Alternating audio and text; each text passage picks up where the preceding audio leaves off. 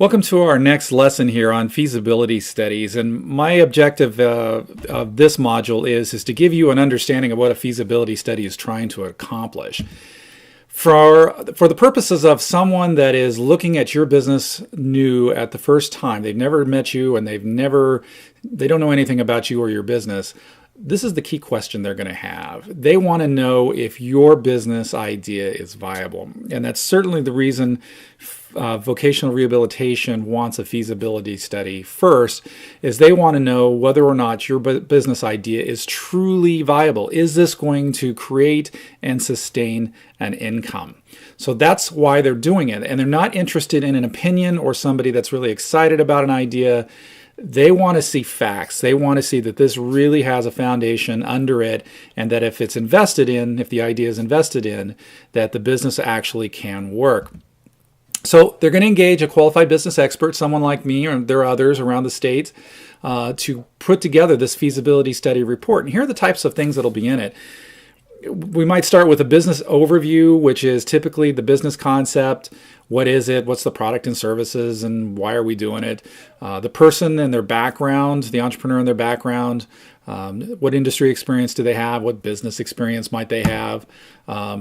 We'll look at the marketing feasibility section. We'll look at the industry. We'll look at competitors. We'll look at products and services, and we'll look at target market to see what there really is to say, yeah, there's demand for what's being proposed here, and that if we build the structure to create these products and services, there'll be people out there to buy it.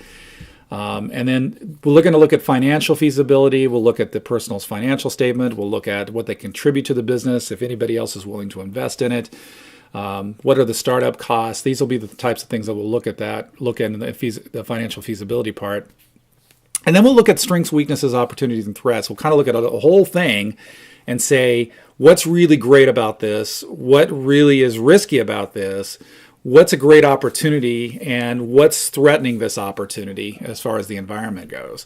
And then once that's all done, the last thing that a qualified business expert will do is they'll say, yes, based on this analysis and evaluation, we think that this business should proceed to a business plan. Or they'll say, no, there's some serious weaknesses or there's some red flags here.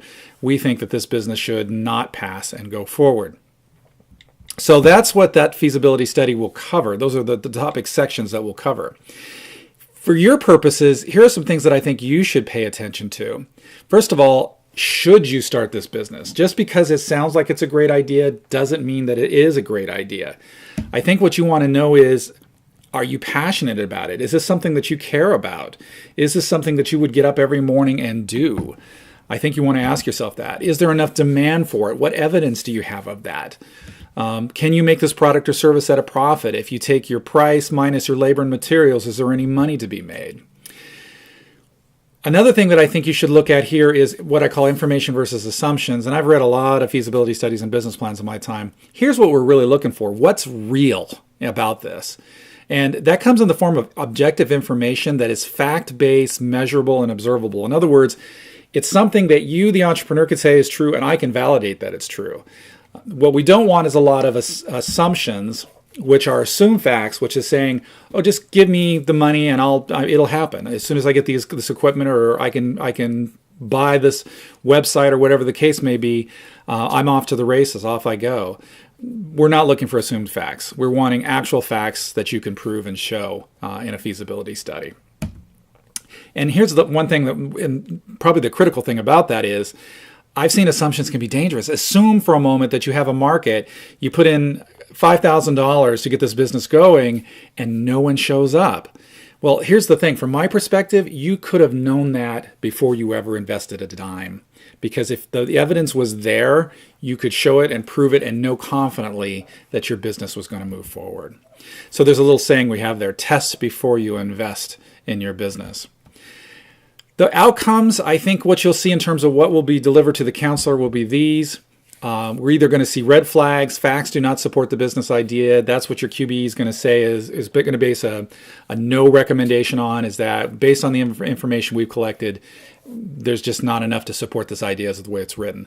The most likely case, most common is there are facts that have been uncovered, found that support the idea but modifying it in a certain way.